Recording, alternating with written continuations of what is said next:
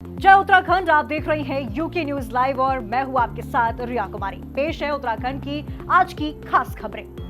आज हिमालय दिवस पर हिमालय पुत्र के नाम से विख्यात पद्म भूषण डॉक्टर अनिल जोशी ने जागरूकता रैली निकालकर लोगों से हिमालय संरक्षण में भागीदारी का आह्वान किया। हिमालय दिवस पर हिमालय बचाओ अभियान के तहत राजधानी के घंटाघर से शुरू हुई इस रैली में सैकड़ों पर्यावरण प्रेमी शामिल हुए। रेंजर ग्राउंड से घंटाघर होते हुए रैली गांधी पार्क पहुंची। अपनी रैली के जरिए उन्होंने कहा कि सबका हिमालय को समझने का समय आ चुका है, जो यहाँ बसे हैं, दूर हैं या फिर सैलानी, क्योंकि इसने सबकी सेवा की है और स्वागत किया है। सबसे बड़ा सवाल अब हिमालय को लेकर के देश में खड़ा होना चाहिए। ये जो कोशिश है ये राष्ट्रीय स्तर पर कई जगह हिमालय को लेकर बैठकें हुई, कल ही बिहार में, परसों उत्तर प्रदेश में।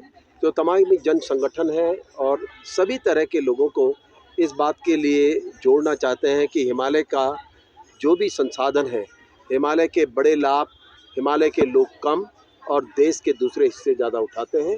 इसलिए हिमालय की चिंता हिमालय के लोगों की नहीं होनी चाहिए और वो देश की चिंता होनी चाहिए। एक बात, जो भी आपदाएं आ रही हैं वो जिनके कारणों से आ रही हैं और वे हिमालय के लोग नहीं हैं।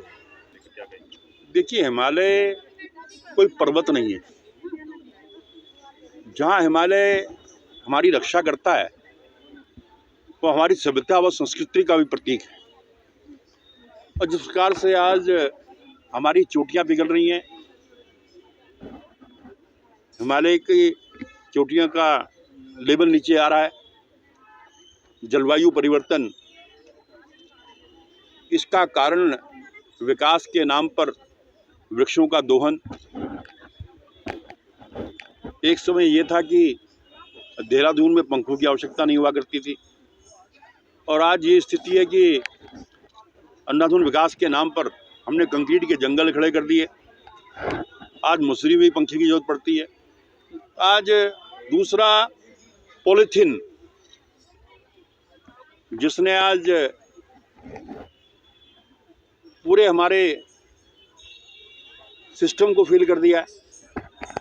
आज अगर कहीं आपदाएं आ रही हैं, बाढ़ आ रही है, इसका कारण ये पॉलीथीन है कि लोग पॉलीथीन का प्रयोग करते हैं, उससे हमारे निकासी बंद हो जाती है और जगह जगह बाढ़ और आपदाएं आ रही हैं। तो आज हमें संकल्प लेना होगा, हम वृक्षों का दोहन बंद करेंगे, हम वृक्ष लगाएंगे। इस अवसर पर मुझसे जोशी जी द्वारा अनुरोध किया गया कि हमें कुछ वृक्ष दिए जाएँ। 10,000 पेड़ हम अपने विभाग से वृक्षारोपण के लिए इस संस्था को देंगे। और वहीं मैंने लोगों से अनुरोध किया है कि हम पॉलीथीन का प्रयोग कम करें, क्या उसे बंद ही करें। कि पॉलीथीन हमारे लिए, हमारे पर्यावरण के लिए एक अभिशाप है। ये संकल्प हमें आज लेना होगा। और इस अवसर पर मैं आज इस आयोजन के लिए अनिल जोशी जी को, उनकी पूरी टीम को और इसमें आज प्रतिभाग करने वाली सभी बहनों को अपनी ओर शुभकामनाएं देता हूं और बधाई देता हूं। देहरादून निवासी विंग कमांडर अनुपम गोसाई का पार्थिव शरीर सेना के विशेष विमान से देहरादून एयरपोर्ट लाया गया, जहां से पार्थिव शरीर को उनके निवास स्थान देहरादून ले जाया गया। आपको बता दें कि शुक्रवार को हृदय गति रुकने से उनका देहांत हो गया था। उनके पार्थिव शरीर को भारतीय वायु सेवा के विशेष द्वारा लेह से देहरादून लाया गया। देखिए, आज बड़ी दुख की बात है कि हमारा जाबाज विंग कमांडर अनुपम गोसाई, जो भारत की ओर से पहला वो था जो राफेल की टेक्निकल ट्रेनिंग करके आया था और टेम्परेरी ड्यूटी पर लेह गया था। सुबह 8 बजे दोनों भाइयों ने साथ नाश्ता किया। इनके भाई भी नागा में हैं, कर्नल हैं, और अचानक अटैक होने से उनकी मृत्यु हो गई, हमें छोड़कर चले गए। देश के लिए उन्हें अपने प्राणों की आहुति दी है। ऐसे संकट की घड़ी में प्रदेश की सरकार उनके साथ खड़ी है। मैंने अपनी ओर से माननीय मुख्यमंत्री जी की ओर से श्रद्धासुमन को अर्पित किया है और परिवार को भरोसा दिलाया है कि हम उनके साथ हैं। मैं दिल की गहराई से उस शहीद को नमन करता हूं, प्रणाम करता हूं। उत्तराखंड के किसानों को जंगली सूअरों के आतंक से निजात दिलाने के लिए सरकार मिशन लाल लोमड़ी शुरू करने जा रही है। वहीं बंदरों की आबादी रोकने को हर साल 50,000 का बांध्यकरण किया जाएगा। अतिक्रमण हटाओ के आड़ में जनता का शोषण करने का आरोप लगाते हुए आज पूर्व सीएम हरीश रावत गांधी पार्क स्थित महात्मा गांधी की प्रतिमा के सामने 1 घंटे मौन उपवास पर बैठे। इस दौरान हरीश रावत ने सरकार पर जमकर हमला किया और सरकार पर अतिक्रमण हटाओ के नाम पर जनता को सताने का आरोप लगाया। इसी के साथ उत्तराखंड में महिलाओं के साथ बढ़ रहे अपराध को लेकर भी उन्होंने सरकार की कानून व्यवस्था पर सवाल खड़े किए। अतिक्रमण, बेलड़ा और SC/ST के ऊपर जो सरकार असंवेदनशील है, इन मुद्दों को लेकर हम यहाँ आज बैठे थे। 1962 के बाद से बंदोबस्ती लागू नहीं हुई।